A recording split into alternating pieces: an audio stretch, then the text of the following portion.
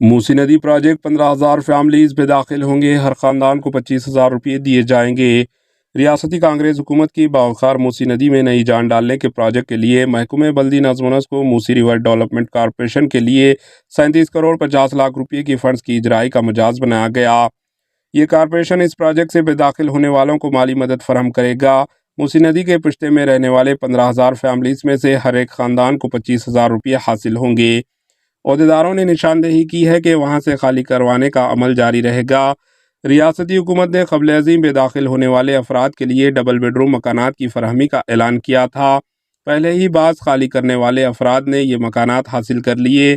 Principal secretary بلدی نظم و نسق دانا کشور نے اعلان کیا ہے کہ سرکاری احکام قابل ازیں جاری کیے گئے تاکہ شہر کے مختلف علاقوں کے 16,000 مکانات موسی ندی سے خالی کرنے والے افراد کے لیے الٹ کیے جائیں گے۔ 3 ڈسٹرکٹس میں کئی ماہ تک سروے کا کام انجام دیا گیا۔ ریونیو کے عہدیداروں نے اس سروے کے دوران موسی ندی کے پشتے اور بفر زون میں 10,200 مکانات کی نشاندہی کی۔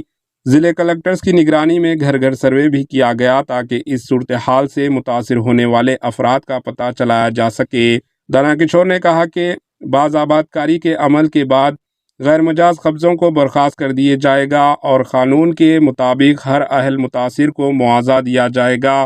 موسی ندی میں نئی جان ڈالنے کے پروجیکٹ پر 37 کروڑ 50 لاکھ روپے کی الاٹمنٹ سے ہم پیش قدمی ہوئی ہے۔ یہ رقم موسی ندی سے بے داخل ہونے والے افراد کی مفاد میں ہوگی۔ Bureau report, H N news.